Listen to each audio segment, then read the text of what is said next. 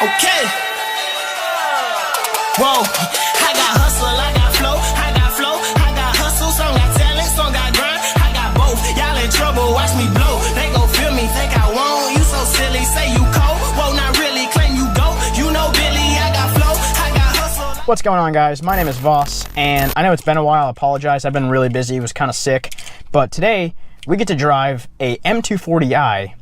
And I am super excited because I used to have a 335i back in the day, and it was a fantastic experience. And now I've got the E92 M3 over there, and it's a great experience, but I kind of missed that turbo feel with the this one. I'm pretty sure it's got the twin scroll single turbo, inline six, pumps out right around 340 horse, 369 torque.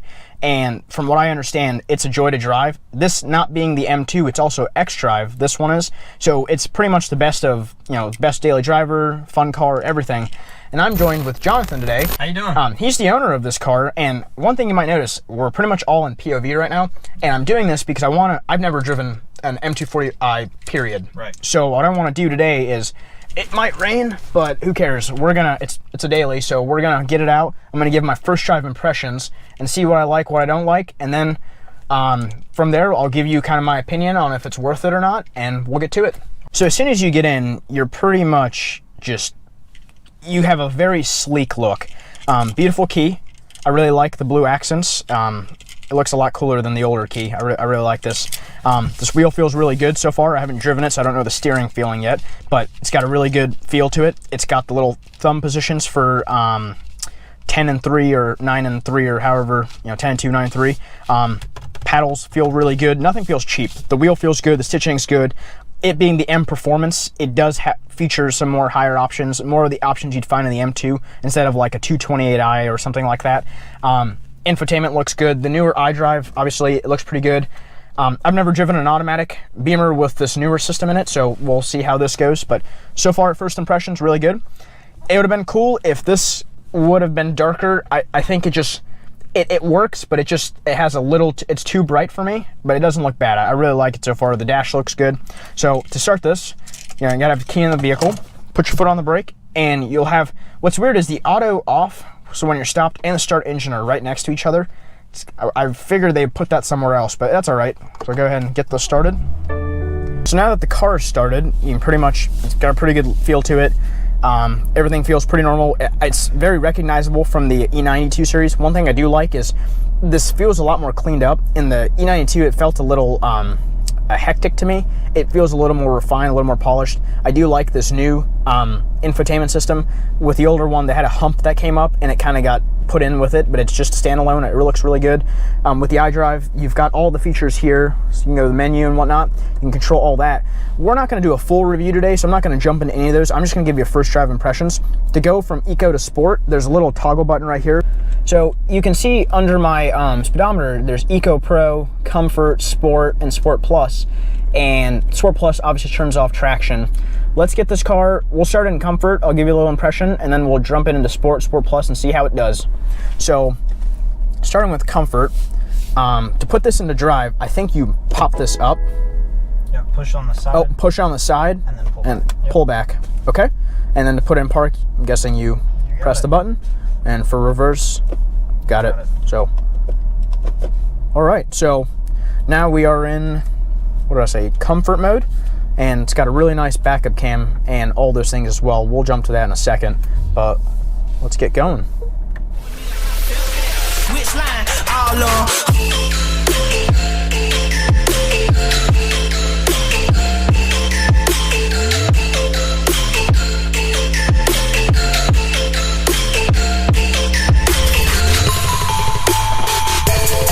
It feels torquey. I can feel it already. Brake feels good. It's very responsive.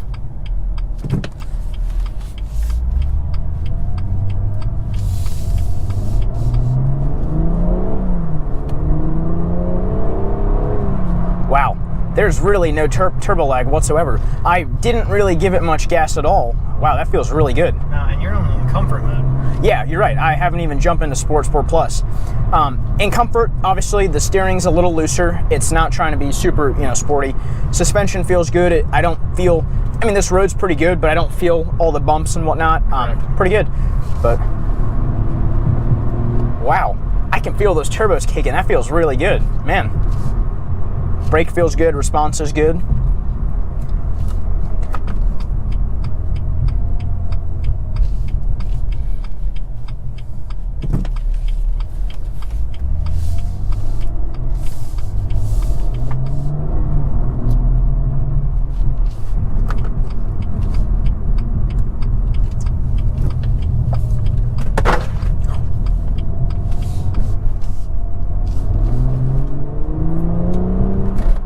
Wow, that's got some real pickup to it. You can just ever so slightly, being in comfort, a little bit of lag, and as soon as those turbos kick in, it just wants to go. Man, that feels real good. Let's drop this into sport now. Okay. Steering's a little tighter. It's still a little looser than I like, but we're not in Sport Plus yet. Let's feel the power now. Wow. Wow, that gets up and goes. Man. I kind of forgot what it feels like to be in a turbo vehicle. Wow, that's a huge change. Man, it's a good feeling. It is. Now, how long you've had this vehicle? So, December of 2017, we purchased this vehicle. It is now April of 2019, so we've had it a little over a year. Okay. We had a pretty decent search that we were going through, and I drove a lot of different vehicles trying to decide on this. This vehicle is actually my wife's daily driver. So we had several requirements for a daily driving vehicle for her.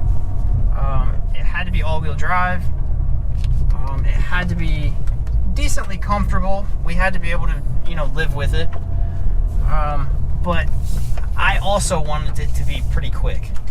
So we drove a handful of different things, and this was absolutely I'll say, never been in one, just giving my very first impressions of it. I'm impressed. I mean, it's got a lot of power. It really feels like it can get you out of any sticky situation. It's really rewarding. It is. Shifts are, now this is the 8-speed, it's not the DCT, and I'm sure a lot of people would prefer the manual, but if you're driving this every day, and if you're in bumper-to-bumper traffic, or you're stuck, you don't want to be in a manual unless you're just a diehard manual guy. That being said, this 8-speed, it's doing all the shifting for me really well. Is it rev matching? Is that what's going on there? I don't know that it is, but it may be. I think it is. I'm not even in the manual mode, and it's doing a really good job rev matching. I think it may be because when you get this in the manual, yep, it does automatically rev match for you. So as you press down, okay. Correct. So it probably is. Now there's a way that you can turn it off in the manual car. I don't know if you can turn it off in this car. So, yeah, that's right. I heard in the manual cars you have to turn every aid in the car off to turn the rev match off. So you have to be in like Sport Plus and turn like traction off, stability off, every single option that BMW put in here. Okay. In the auto cars, I'm not sure how that works, but so now I'm in Sport Plus. I'm gonna put it in paddle mode now, and let's let this car go. Let me give a little impression. Yep, there we go. Now, even though we're in paddle mode, if you miss your shift, will it shift for you? No. Oh, really? When you push this over into manual mode, you have to manually use the paddle shifters. It'll just bounce the rev limiter then? Yes. Wow, I did not know that. If you leave it in automatic mode, yep, it will shift for you. Gotcha. But in your current mode, you have to manually shift it. Gotcha. Okay. I really like the feel of where these are. Wow. It feels so linear having turbos. It is. And this twin scroll turbo, you get power from the bottom of the rev range all the way up through. So you have a crazy linear torque band all the way through. It's a lot of fun. I'm very impressed. We got traction off, we got all the aids off right now. It's still doing a really good job. I'm not gonna push it too hard. It is about to rain, but wow, that feels really good. Another thing I was gonna ask is, if I'm coming to a stop and I'm in this manual mode, will it downshift still, or will I have to press the Let me try. I'm gonna try it. Let's see what happens. So we're in 6 right now. Because I like to hear the blurbles from the exhaust. Okay, so it does shift down for you. Okay. In case you forget about it, that's pretty common in most paddle cars. But no, I mean, sounds really good. It's actually very tame in here. You hear just enough to get that smile on your face, but it's not so loud and it's not so obnoxious that it's overwhelming. Yeah. Again, if you're catering to a daily driver, you don't want it to be up in your face constantly. I mean, if you do, that's what you like, then that's fine. But for most people, they want the speed and the power, the reliability, obviously, and all the fun without it always being there. That's exactly right. Wow, that shifts really quick. So we have a quick story. Just after we had bought this, my wife and I had just left the grocery. We had a trunk full of groceries. We were headed home. We're in comfort mode. She's up here. We're just hanging out. Full trunk of groceries. We pull up to a red light, and a Charger SRT8 pulled up next to us. Okay. And started revving his motor, and he wanted to go and do a little red light race. And I was like, nah, we're not gonna worry about it. We pulled to the first red light, and he took off. And we got to the next red light, and I was like, all right, let's do it. So we went into Sport Plus and took off.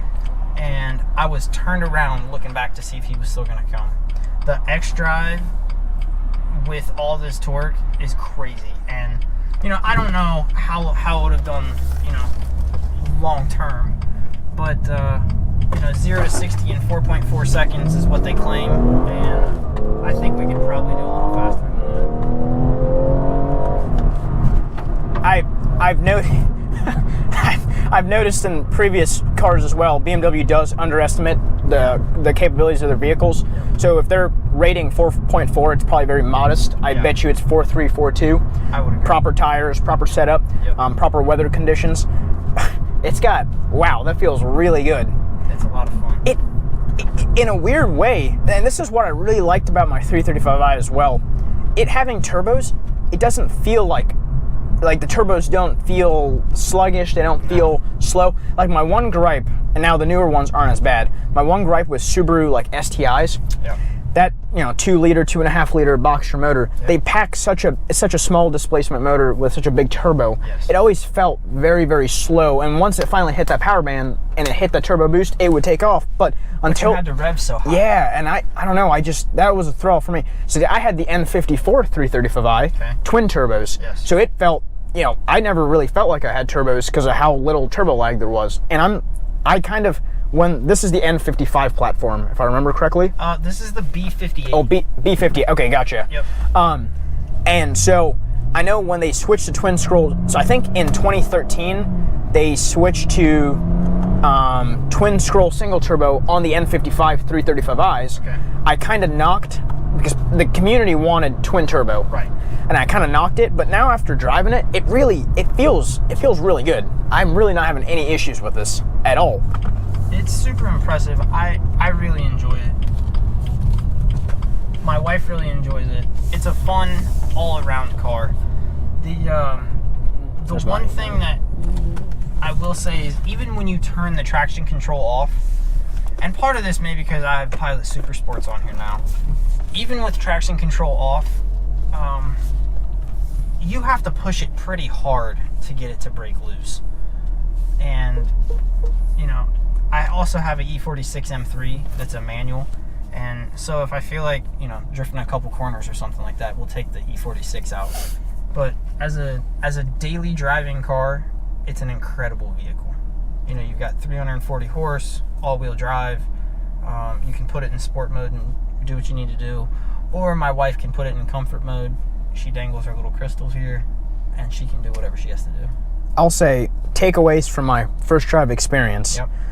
Extremely quick. Yep. It doesn't feel like obviously we don't speed on the roads. We don't do those things. However, when you're just taking off, you don't even feel like you're going that fast, and you look down and we're in a private enclosed area. We don't do these on the roads, but you look down and you're like, oh my God, wow, I cannot believe I just hit that speed. And that was the exact same way I felt in my 335i. And now, these cars are shaped well, aerodynamic. It doesn't feel sluggish. No. Like you were saying, you did race a Charger. Those cars are kind of boxier, and they are getting more aerodynamic, but you can feel it. Absolutely. And here, it's just, the power's so smooth, it's so linear, everything feels so good, so refined. And that was my one thing that I always liked BMW did. Everything was so refined, and I was afraid, after that car, I was afraid they were diverging from their model, you know, with the M cars and the regular cars, and then now the new M5 has all-wheel drive and, you know, all these things. But really, this is good. This is really, really good. It is a lot of fun. And you know what I really like about it? Because one of the other cars we considered was the 4 Series. Okay. And the 4 Series was just a little bit big. It felt bigger. I think it's 7 inches Is it bigger than an E92? Or is it about that? You know, I don't know. Okay. I think it's 7 inches longer than this and like 2 inches wider. Okay. But inside, it felt like a much bigger car. This size goes back to the E46 style. Yeah. It's about the same size as that car. This does feel smaller than the M3. Yeah. But not by much. And you really, I like, my gripe, you know, I consider it an M4 as well, you know. My gripe is, one, the M4 sounds like garbage. It doesn't sound good. And two, it just felt really big. Okay. And I know that car is big, but it doesn't feel that way when you drive it. And I kind of get that same feeling in the 2 Series that I do in the older, you know, 3 Series. This is really good. You know, we're gonna have to wrap this up. This was just my first drive impressions. We're gonna do a full review on this where I'm gonna talk about a lot more of the features. But Jonathan, hey man, this was fantastic. I appreciate it. Yeah, this was really good. I hope you guys enjoyed this. If you did, consider subscribing, share this video. If you know anybody interested in M240i, I can say, just driving it once, I really like it. I think you've been in love with it, so I don't really see any downsides to it. So thank you for watching, and I will see you in the next video.